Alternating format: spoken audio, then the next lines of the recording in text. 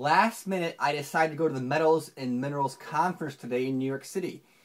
It's a 2-day conference, but I only went today because today had the speakers I wanted to hear. I have never heard Ron Paul speak in person before, so I got to see Ron Paul in person for the first time. And I think he's doing a lot of touring because he was talking about a lot of the places he spoke at recently. And he seemed a little bit tired. He's been, on the road speaking and whatnot. But he didn't stick around. Like I wanted to talk to him after he spoke, but he spoke and then he left. So he wasn't around. I got to hear Rick Rule.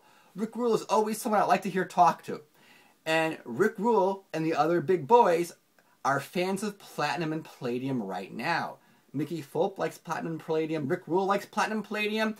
And Peter Hug, the trader analyst from Kitco, likes platinum and palladium also. And I got to meet the Kitco news team. There was Danielle there, and she's tall. I was wearing my shoes, and I'm like 5'9" or so with my shoes or taller, and she was taller than me. She was really cool. Pete was really cool. The other guy there was really cool. They were very social and talkative. We talked about stuff. And yeah, these guys are liking platinum and palladium right now. They're looking at the mine, supply, all these other things, and they're liking platinum and palladium a lot. I didn't hear much about gold and silver, but I heard a lot about platinum and palladium today. Okay, so we were asking Peter about what's happening in the gold and silver market. So about the latest rundown, when we had that big correction recently, he said it happened so quickly the retail investor wasn't prepared. So there really was very little selling back because at Kitco they're bullion dealers also. They're saying they weren't having retail investors sell them bullion. It was a lot of the big money and traders who were selling. It wasn't the retail investors. As a matter of fact, what happened was a lot of the retail investors thought that was the final correction before the big takeoff. In his opinion, he says in the next sell-off, it's going to be a retail sell-off. He thinks what's happened is the retail investor is now watching. And the next time it pulls back, he thinks there's going to be a lot of bullion coming back to the retailers. But he also says he thinks this next pullback won't be nearly as big as the previous one. He thinks the biggest move was the previous move, and this move won't be as big, but it'll be a retail move. And one thing about retail is Rick Rule is saying, yeah, the retail investor doesn't even know what palladium is.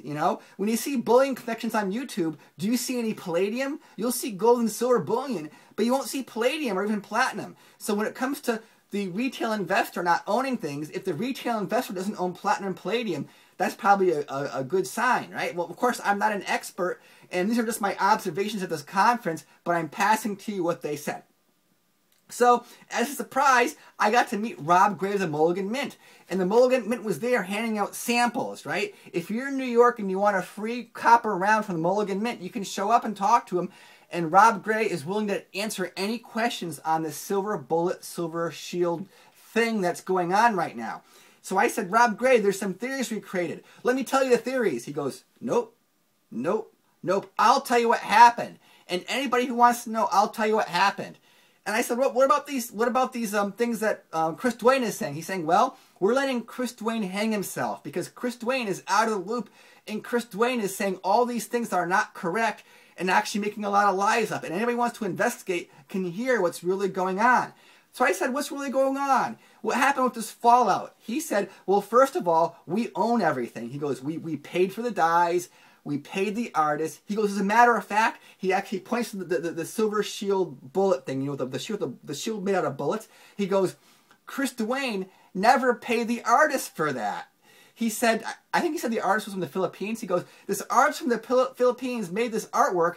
He was never paid for it. So I asked the artist how much he wanted. The artist said $1,000, and Rob said, I sent $1,000 to the artist. The artist sold me the image himself. He said, Chris Duane wasn't paying the artist. He goes, he paid the artist, so he owns the stuff, right? And he said the silver bullet, Silver Shield Enterprise is worth about $5 million right now. $5 million. He said, me and Chris made a lot of money. He goes, Chris is a brilliant marketer. Chris was a great business partner. But Chris sold more stuff than we could handle, and he was selling stuff when we were saying we can't handle it, right? He goes, but right now all the customers got their got their coins. He goes, we got all the customers' coins. He goes, so if you hear stories of what's happening, the people who order stuff got their stuff.